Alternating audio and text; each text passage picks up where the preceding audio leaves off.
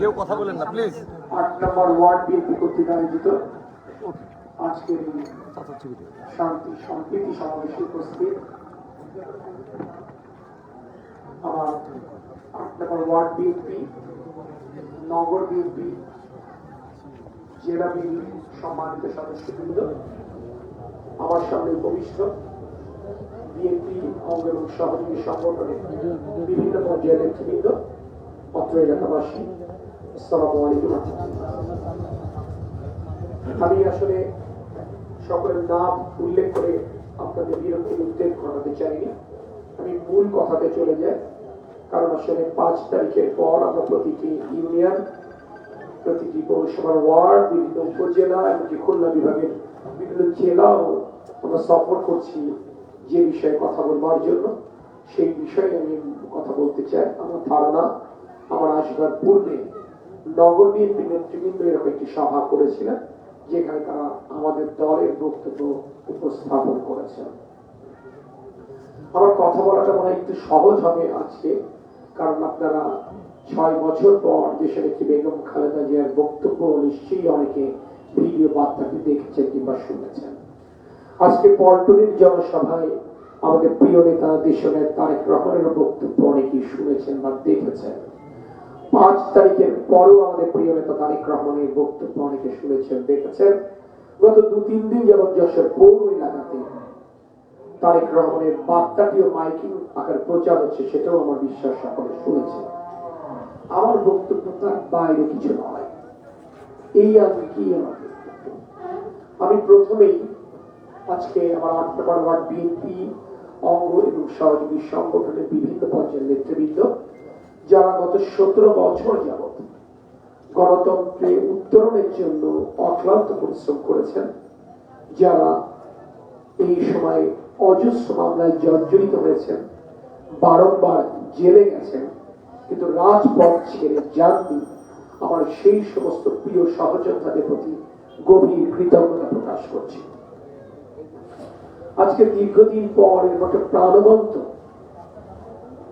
সমাবেশে উপস্থিত থেকে যেমন ভালো লাগছে, ঠিক তেমনি ভালো লাগার মুহূর্তে আমাদের খারাপ সময়ের কথাও আমার মনে পড়ছে। আমি রাজপথে আমার সহকর্মী যাদেরকে পেয়েছি, তাদের সংখ্যা আজ এখানে যারা উপস্থিত আমার ধারণা 20 ভাগের 1 ভাগ।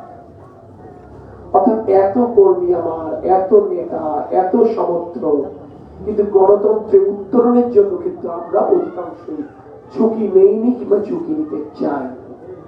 ঝুঁকি নেইনি এবং ঝুঁকি নিতে চাইনি বলেই শেখ হাসিনার জগদ্দল পাথরের মতো 17 বছর বুকের উপর চেপেছিল।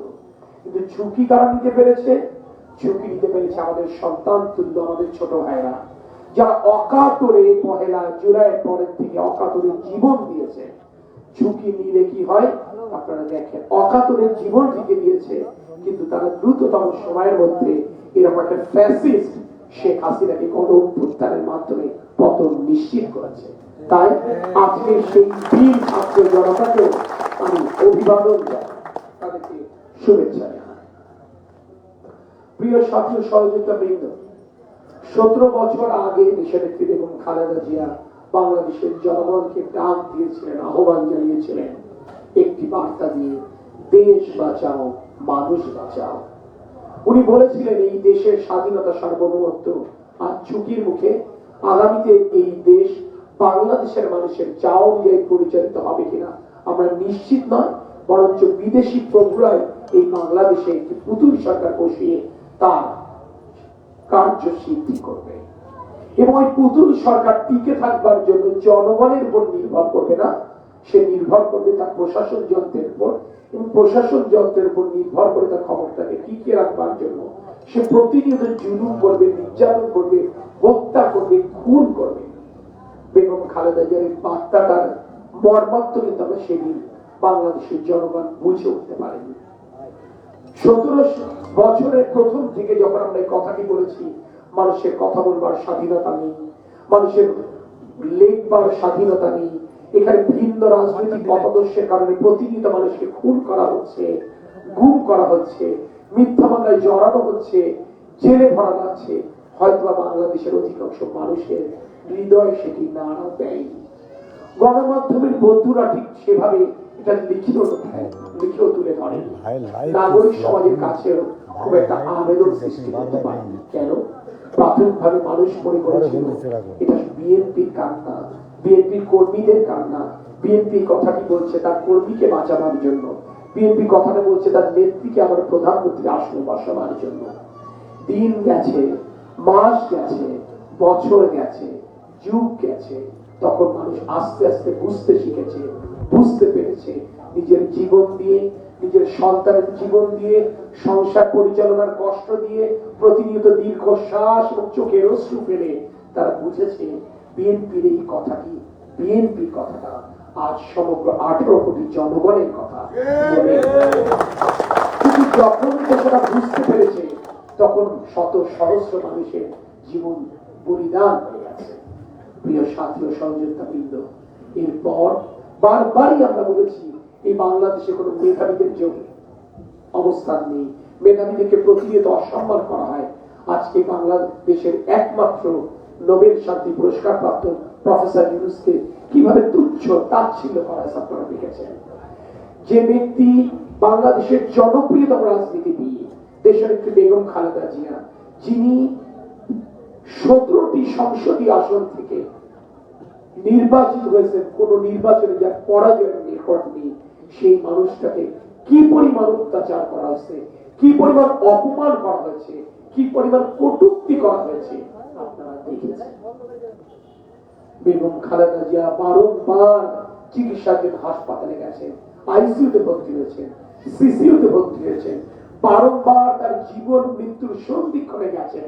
চিকিৎসকরা, আমার দল যখন আবেদন করে ব্যর্থ হয়েছেন, তখন বাংলাদেশের শীর্ষ চিকিৎসকরা আবেদন করেছেন ওনাকে বাঁচাবার স্বার্থে উন্নত চিকিৎসাদের বিদেশে পাঠানোর ব্যবস্থা করা হবে। কত আইনের কথা আমরা শুনেছি, কত কথা তারা অজুহাত তারা দিয়েছেন, কিন্তু চিকিৎসার সুযোগ থেকে তাকে বঞ্চিত করা হয়েছে। কখনো কখনো মনে হয়েছে আমাদের নেত্রীকে আমরা আর সুস্থ স্বাভাবিক জীবনে ফেরত পাবো না। কখনো কখনো মনে হয়েছে আমরা কি আমাদের মাকে হারাতে চলেছি। অথচ লক্ষ কোটি জনতার প্রার্থনা সৃষ্টিকর্তা কবুল করে বারংবার তাকে মৃত্যুর হাত থেকে ফিরিয়ে এনেছে।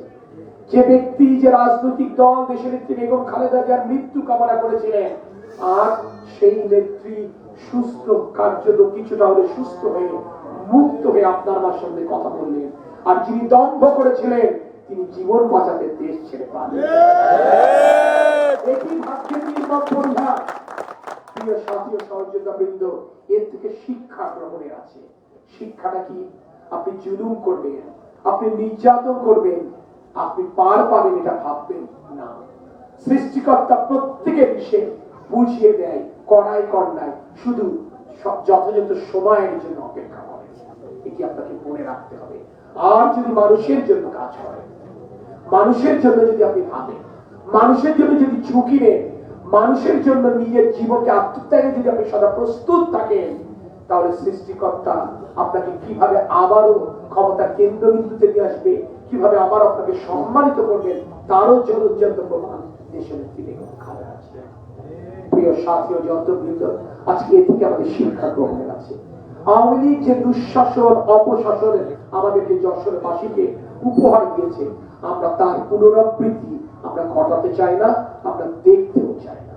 আর তাই 5ই আগস্ট শেখ হাসিনা পালিয়ে যাওয়ার পর আমরা আমাদের নেতৃবৃন্দকে বলেছিলাম যে আপনারা এই বেজপাড়া আমাদের সনাতন ধর্মাবলম্বী মা বোনদের একটি অবস্থান রয়েছে, অজস্র তাদের ধর্মীয় উপাসনালয় রয়েছে, আপনারা প্রত্যেকটি পাড়ায় পাড়ায়, মহল্লায় মহল্লায় আপনারা পাহারা বসাবেন, ধর্মীয় উপাসনালয়গুলোয় আপনারা পাহারা নিশ্চিত করবেন এবং আপনারা তাদের বাসা বাড়ি, ব্যবসা প্রতিষ্ঠানের নিরাপত্তা নিশ্চিত করবেন।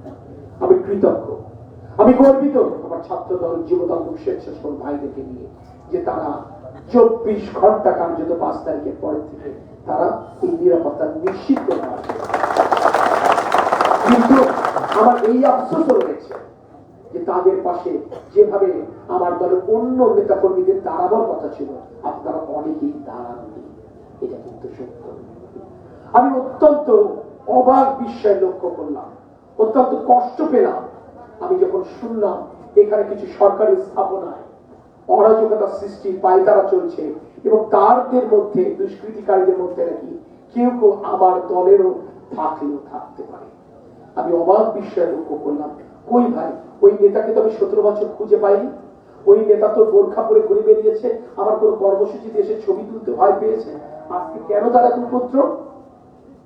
কোন সুযোগ নেই ভাইরা। আমরা বলে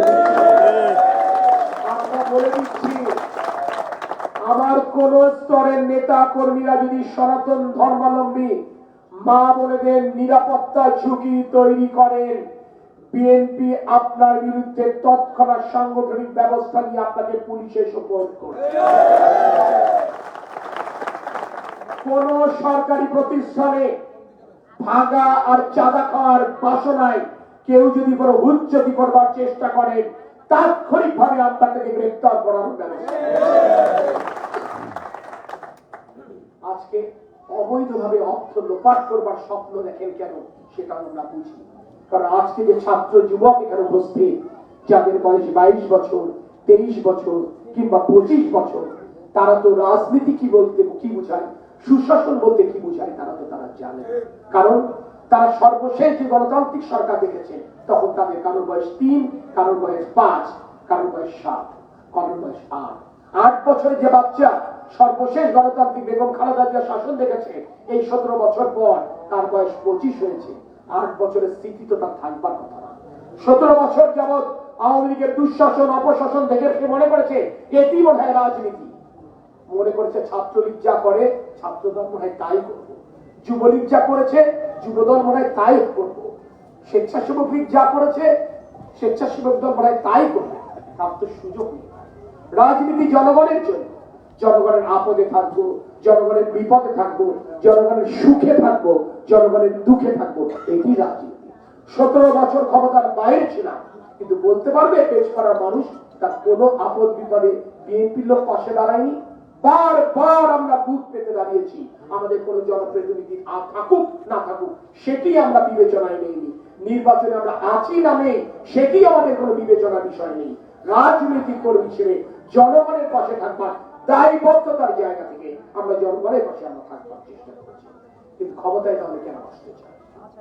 কেন ক্ষমতায় আসতে চাই? একটি গণতান্ত্রিক ভাবে প্রক্রিয়ায়, যেন তোর কায়দায় না, আওয়ামী লীগের মতো ভোট লুট করে না, চুরি করে না, ডাকাতি করে না, ষড়যন্ত্র করে না।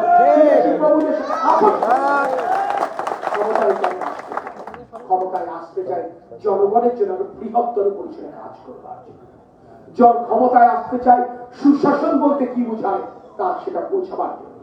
ক্ষমতায় আসতে চাই বাংলাদেশের মানুষের ভাগ্য পরিবর্তনের জন্য, একটি সুখী সমৃদ্ধিশালী বাংলাদেশ গড়বার বাসনায়। কারণ এই বাংলাদেশ স্বাধীন করবার পেছনে আমরা যে আদর্শ ধারণ করি, সে শহীদ রাষ্ট্রপতি জিয়াউর রহমানের আত্মত্যাগ।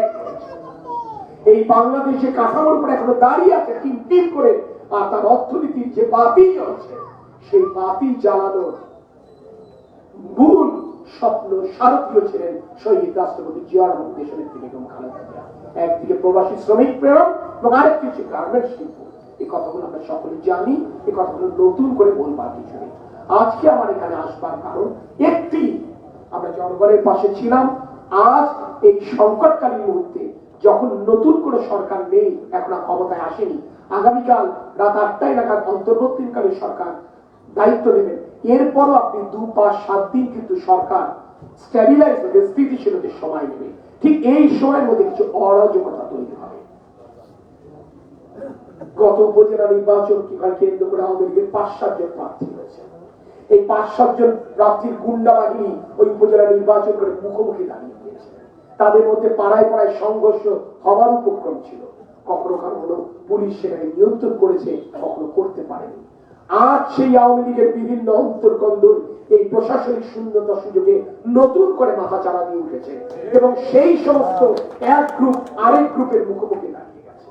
আপনারা খোঁজ নিয়ে দেখেন এই যশোরে আওয়ামী লীগের যে সমস্ত নেতা আক্রান্ত হয়েছে, তারা প্রত্যেকেই তার কর্মীকে তারা আক্রান্ত হয়েছে, যে কর্মীকে একটা সময় পুষে। কিন্তু আমি আপনাদেরকে সতর্ক করছি, এই সন্ত্রাসীদের কোন চরিত্র নেই। এই সন্ত্রাসীরা বরাবরই ক্ষমতার উচ্ছিষ্ট। এই সন্ত্রাসীরা চিহ্নিত অপরাধীরা, এরা কেউ কেউ আজকে রাতারাতি জার্সি বদল করে আপনার আমার ঘাড়ে উপর পায়তারা করছে। তাদের থেকে সতর্ক থাকতে হবে। আমার যেই নেতা এই সমস্ত সন্ত্রাসীদেরকে প্রশ্রয় দিবেন কিংবা ঘাড়ে তুলবার চেষ্টা করবেন কিংবা পকেটে ভরে পকেটটা গরম করবার স্বপ্ন দেখবেন, আমরা তাকে বহিষ্কার তার অবস্থান ধরে। কারণ আওয়ামী লীগ একটি ঘৃণিত সংগঠন, জনগণের ঘৃণা, জনগণের ক্রোধ, জনগণের অভিশাপ নিয়ে শেখ হাসিনা পালিয়ে বেঁচেছে। আজকে সেই কারণে সেই দলের কাউকে আপনার পতাকা দলে ছায়া দেবার কোন সুযোগ নেই। এবং আমি দেখেছি আমার রাজপথে যারা সক্রিয় কর্মী ছিলেন 17 বছর, আমি তাদের বিরুদ্ধে কোনো জায়গা থেকে কোনো অভিযোগ পাইনি।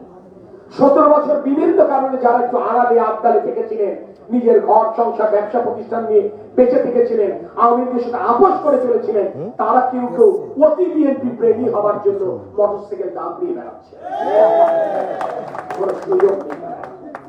কোন সুযোগ নেই। সে নেতা আমার চাচা হোক আর আমার ভাই হোক, কোনো ক্ষমা নেই। কারণ আমি ক্ষমা করার কেউ নই। দেশনেত্রী বেগম খালেদা জিয়া এবং তারেক রহমান বলেছেন, যিনি দলের পরিচয়ে দুষ্কৃতি করবেন, যিনি দলের পরিচয়ে কোন সংঘাতপূর্ণ কর্মকাণ্ডে জড়িত হবেন, তিনি আমার দলের কেউ না। তার একটি পরিচয়, তিনি সন্ত্রাসী, তিনি আমি সে কারণে বলছি যে আপনাদেরকে এত কিছুর পরেও এই রাজ্যকে আপনারা পাহারা দিচ্ছেন। এর পরও হয় কি, এই আমাদের সনাতন ধর্মাবলম্বী মা বোনদের উদ্বেগ উৎকণ্ঠা অনেক ক্ষেত্রে কমে না, প্রশমিত হয় না। আমরা সে কারণে পূজা উদযাপন পরিষদের নেতৃবৃন্দের সাথে কথা বলেছি। এখানে সনাতন ধর্মাবলম্বী ভাই বোনদের যারা মুরব্বী আছেন, আমরা তাদের সাথে কথা বলে আশ্বস্ত করেছি যে আমরা কি ধরনের কাজ করছি। এখানে ইমাম সাহেব বসে আছেন, আমরা জেলা ইমাম পরিষদের নেতৃবৃন্দের সাথে কথা বলেছি। কথা বলে তাদেরকে বলেছি যে আপনারা বিভিন্ন মসজিদে ওয়াক্তের নামাজ এবং আগামী শুক্রবার জুম্মার সময় বলেন, রাসূল পাক সাল্লাল্লাহু আলাইহি ওয়াসাল্লাম শিক্ষা দিয়ে গেছেন না মক্কা বিজয়ের সময়, কি শিক্ষা দিয়েছেন? সে যেই কাফেররা তাকে হত্যার চক্রান্ত করেছিল, বারবার তারা যাকে আঘাত করেছিল, তাদেরকে তিনি ক্ষমা করেছিলেন। আজকে তাই 17 বছরে আপনার আবার অনেক ত্যাগ, অনেক তিতিক্ষা, অনেক সহকর্মীকে হারিয়েছি, অনেকের জীবন গেছে, অনেক ঘনিষ্ঠ জন পঙ্গুত্ব বরণ করেছে। আর সময় হচ্ছে ক্ষমা করবার।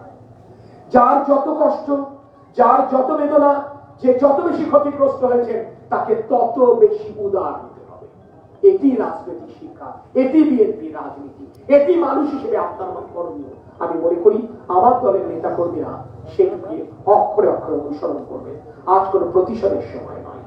আমরা একটি জিনিসই চেয়েছি, বিচার অঙ্গনে আইনের শাসন প্রতিষ্ঠা হোক। যারা দুষ্কৃতিকারী তারা আইনের আওতায় আসুন। তাই আপনার কেউ মেহেরবানি করে আইন নিজ হাতে তুলে নেবেন না।